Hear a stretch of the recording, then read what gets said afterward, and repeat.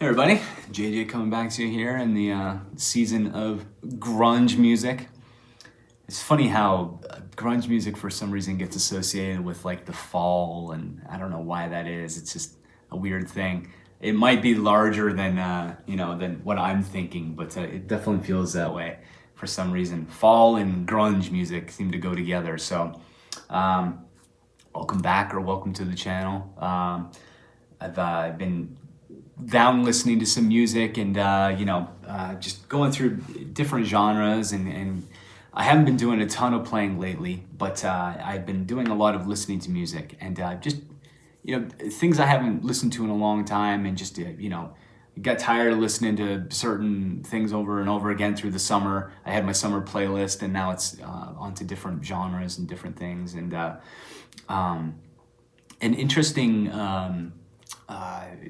thing that came up was I got reintroduced in a way to ultimately one of my favorite bands and one of my favorite players, but I hadn't listened to them in any way for like such a long time. I'd hear the odd song here and there, but not really diving into the albums or deeper cuts or anything like that. And so it's also I just made a video talking about Neil Peart, where I hadn't, a few years into this channel, I haven't even brought up Neil Peart as an influence yet, and this drummer is kind of in the the same realm as that. One of my very, very early influences, and it comes from a family dynamic, and my mom was a big fan of a particular song and this band. And I think that was my introduction to it. But the album, the drummer, well, I'll talk about both. I'll talk about the drummer of the band's influence, and I'll talk about my favorite album from them. So the band is The Police, the album is Synchroncity, and the drummer is Stewart Copeland. So I'll talk about my introduction to The Police a little bit first. I think everyone growing up is your your first kind of influences from music normally come from likely your parents or older siblings, somebody in the house that has the ability to turn on the radio or put a record on or a tape or whatever the case is, CD, however old you are, an MP3 perhaps, but everyone is in the early stages of your development as a musician. You're just kind of, you're not a victim, but you're just, you're well, let's call it that. You're a victim of whatever anyone else's listening habits are. And so, a lot of people get influences handed down to them from older peers or parents and stuff. And The Police is actually a case of that for me as well. I remember being, probably under the age of 10, and watching a music video channel. It would the song was obviously hugely popular from The Police. The Every Breath You Take is the song that would come on, and that was the video. And every time that song would be on, it was one of my mom's favorite songs. And I always just thought it was, from the very first times I heard it, it wasn't even a question that it was one of my mom's favorite songs, but it also ended up becoming, pretty much for a very long time, I would say it was my favorite song as well. And there was just something, pardon me, something so kind of like compelling, like a little dark. Like if you know what the lyrical content is about, it's interesting to see that song get misconstrued as a love song, when I think the lyrics kind of point to it being something a little different, about obsession or whatever it is. But it has this interesting kind of dynamic where it could, under the right circumstance, maybe if you just ignore the lyrics and just listen to the music, I mean, you could really kind of look at it in the same vein as some love songs. And I'm sure there's some people out there that have probably used it as their wedding song and maybe not realizing like what the lyrics are all about or something, but that's neither here nor there. But yeah, that was my first kind of memory of hearing The Police, is hearing that song and being very just kind of drawn to it, primarily because my mom was into it. But her liking it made me explore the albums more. I was always like, I listened to the radio a lot, but there was something about the format of albums and sequencing that always really intrigued me. And so as soon as I could, I was very lucky when I was young. I had a CD player when I was like 8 or 9 years old. And so sometimes I could borrow CDs from my older brother's friends and whatever. I had the ability to get these things without having to buy everything. So I was lucky that way. But ended up getting the Synchroncity album and listening to it. And perhaps because it was kind of the first album I really explored from them, in any kind of capacity, it ended up becoming my favorite because there's, so like the Police didn't have a long career, but the music they released was just so interesting. But to this day, I would say Synchroncity still kind of holds the best place for me. And it's mostly the songs that are on here. Walking in Your Footsteps is the one that opens the album, and that's great. Every Breath You Take, and there's so many people are familiar with that song now. I don't really need to talk about it too much. But my two, I would say, modern favorite songs. These songs, I got to appreciate them much more as I got a bit older. And one of the songs I've covered on the channel here, it's King of Pain, which is like another beautiful, just a beautiful kind of sparse arrangement and a great chorus, and the drumming on it's fantastic. I'll get into my thoughts on Stewart and particularly that song. But another song that's on here, the one after King of Pain, is Wrapped Around Your Finger, and just another kind of amazing song.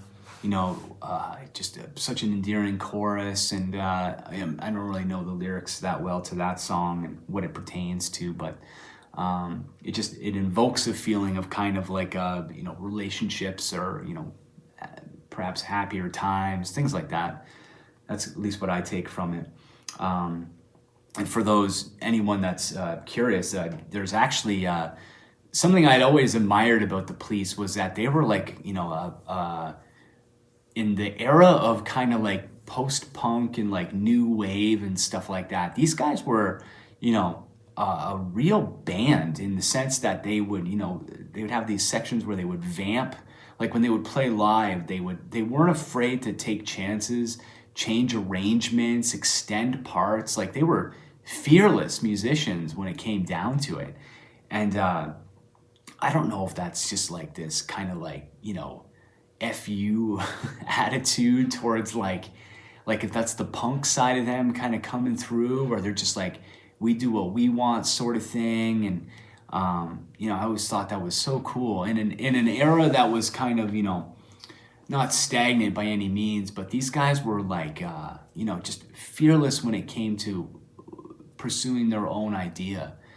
And the guys in the band obviously had a lot to do with that. I mean, getting into Stewart Copeland's drumming. Before I get into his drumming, what I should finish is the Wrapped Around Your Finger idea is that the album version is amazing, but my favorite version of the song is actually when the Police did their reunion tour. There was an arrangement they did of Wrapped Around Your Finger, and it's a completely just different song. It just couldn't be more of a different take. And I actually think I prefer it more than the album version. It's just something about that, especially because Stewart, for the first half of that particular performance, is more kind of he's playing a lot of orchestra, percussion, and a lot of bell effects, and just crotales. I'm not sure the instruments he's playing exactly, but tuned percussion, just these very interesting things. And what an amazing musician. It's always very intriguing for me. I come from there's a part of me that likes replicating the main idea of a song so it's there, but there's also something very, very intriguing about taking things and reworking them and doing like a lot of bands did that in the 90s. Some of my favorite artists, they would take Fear Factory was one of my favorite artists in the 90s, hugely influential to me. And they released an album called Demanufacture, and immediately after that, they put out a remix album called Remanufacture. And the songs are just totally different. Like they're just like the lyrics might be the only kind of common thread, or maybe the main like the melody, the melodic component. There could be some similarities there, but it's just they just fearless as well when it comes to kind of like the attachment to the material and doing what they want with it. And the Police just had that in spades. It's like they weren't afraid to play things faster. They weren't afraid to like take chances. Stewart Copeland is it's an interesting dynamic because it almost there's a rebelliousness with him, and I can't help but think sometimes he's like doing these things and these odd changes and these speeding up, and it's almost like he's doing it on purpose to make Sting angry. And if you know the history of the band, you'll know why that makes sense. Where it's like, it's almost like a challenge where someone tells you not to do something and you take it to the extreme. And if that is what Stewart was doing, it's maybe not the best reason to do it, but man, it sure made for an exciting time in the band, and the live performances to be very exciting. And as far as Stewart, his drumming is concerned, for me, the band has a huge influence from these things I spoke about, just the fearlessness and the ferocity of playing live and stuff. And Stewart, his particular things that I was really attracted to with his playing, and a lot of influence I took. The hi-hat work is I've always been more of a hi-hat fanatic or player. I have more sets of hi-hats than I do ride cymbals, and the hi-hat is just on the drum set. It's just the most dynamic instrument to me. And the snare and the kick drum, yes, you can introduce a lot of dynamics on that, but the snare and the kick drum are meant to be foundational, for a lot of music. And pop music, rock music, the snare and the kick drum, the 2 and the 2 and the 4 on the backbeat, and the deal. And so in between those foundations is where the hi-hat to me lives. And the amount of variation you can introduce just playing hi-hat, the nuance between open and half open and closed, and where you hit and how you hit, and accents, and these were all like things that were introduced into my playing early on by listening to how Stewart played. And Stewart was just a master at hi-hat playing in particular, introducing these things, flipping the beat around, putting the backbeats on 3 essentially, and kind of introducing this more of a reggae kind of feel. Super he could have just played all the songs straight, or introduced probably more of what like Sting perhaps wanted him to play, which was likely play less. If you listen to any of Sting's solo material, you're not really hearing any wild drumming on any of that whatsoever. So it kind of tells you where his mindset's at when it comes to perhaps what he wanted to hear for drums. But Stewart was just like, the polar opposite when it came to that. More drums, and it lent itself to such a unique, those are the things that make bands great. And the characters in the band, and you have to have these things like, uniqueness is like comes from the collective. And if you introduce another player into the band, you don't have the same fire, the same magic, whatever you want to call it. You don't have that. And so Stewart's playing was dynamics on the hi-hat, these interesting like tom things where he would just like do voicings on the toms that would sometimes follow lyrical, either the cadence of the lyrics or the rhythm of the lyrics.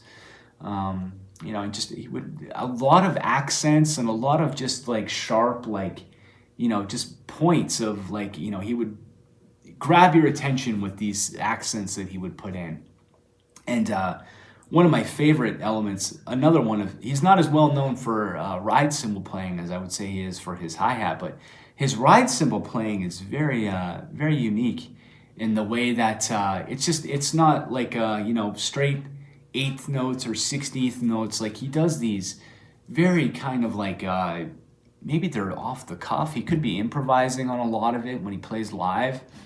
But just, a lot of dynamics and a lot of bell accents, which I really, really love. I love hearing like a washy kind of ride cymbal and then some accents in there. Just, it's these little things in drumming, that kind of catch my ear. And, in a musical context, if they add something to the music, then it's good. If they're distracting or something like that, then maybe they don't work as well. But I never found Stewart's accents or things that he did to be distracting. I always thought it was complementary to the music. Whether or not Sting thinks that, his opinion trumps everybody else's, but still, I always thought it was just such a unique musical way that Stewart played. And the more you learn about Stewart, the more you realize that he's not just a drummer; he's a complete musician. In some ways, perhaps the most complete musician in the Police at the time. Very, very competent guitar player, very competent composer.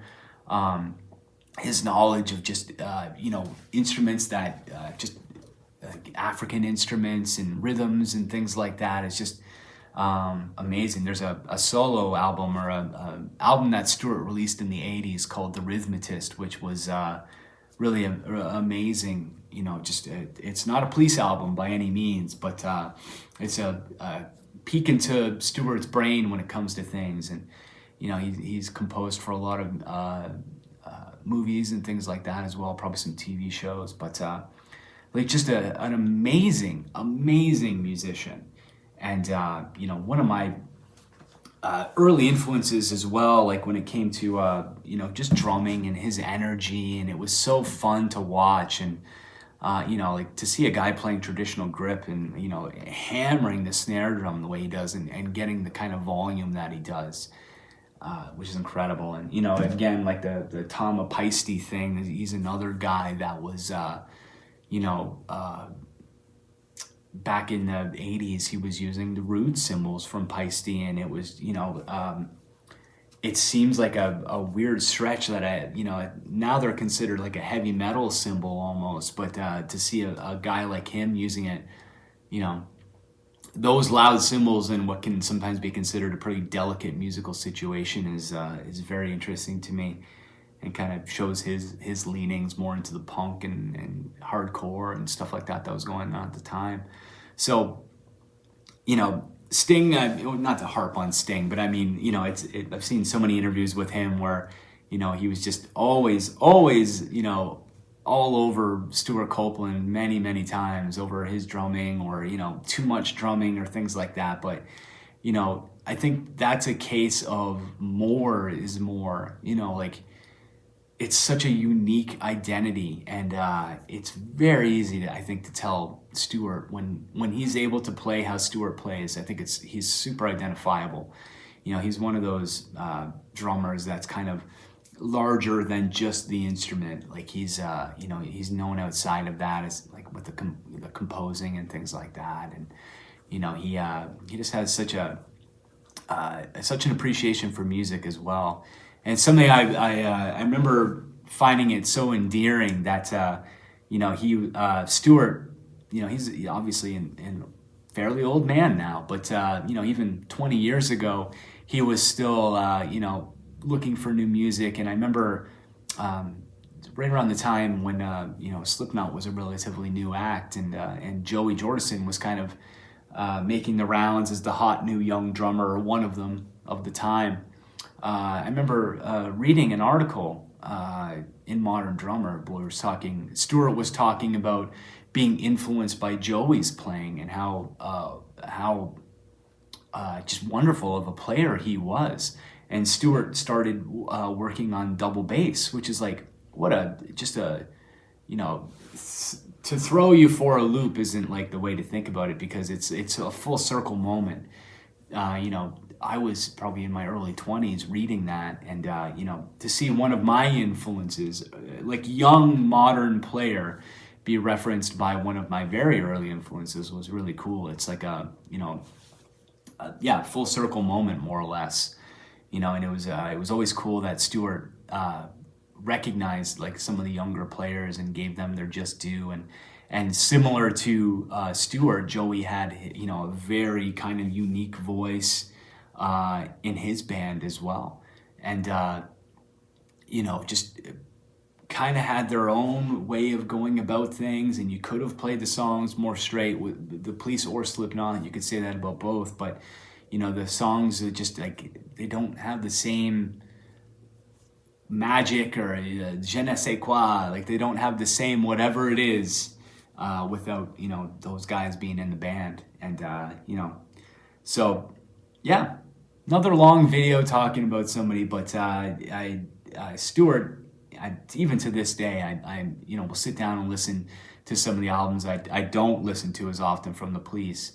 And you know, it just, there's so much drumming, like a song like The Other Way of Stopping. It's just like, there's so much cool stuff, and you can see the influence the Police had on like a lot of the you know, the new wave bands and things like that. It's just across the board. Those guys were so innovative with what they did. And you know, I love reading about like the recordings they did with Hugh Padgham, and you know, the drum sounds they got, and all that stuff is just so fascinating to me. But yeah, enough about Stewart. I'll end the video here. I think I've gushed enough about him. But if you haven't checked out any of Stewart's playing, Synchronicity, you know, the big album from them is great, but there's just so much. And if you can find early video, concert video of Stewart playing, you can really see him in his element in the early days. You know, such high energy and just wild. You know, there's a bit of Keith Moon that lives in Stewart's early playing, and I always thought that was such a fun, unique element to the band. So check out some early playing of Stewart's on YouTube if you can find it. There's lots of stuff out there to check out. But yeah, one of the all-time greats, and one of my favorites, and somebody I still listen to a lot for a lot of influence. So hopefully you can get the same from him. So this has been the one about the Police, Synchronicity, my favorite album from them, and about the man Stewart Copeland. Cheers.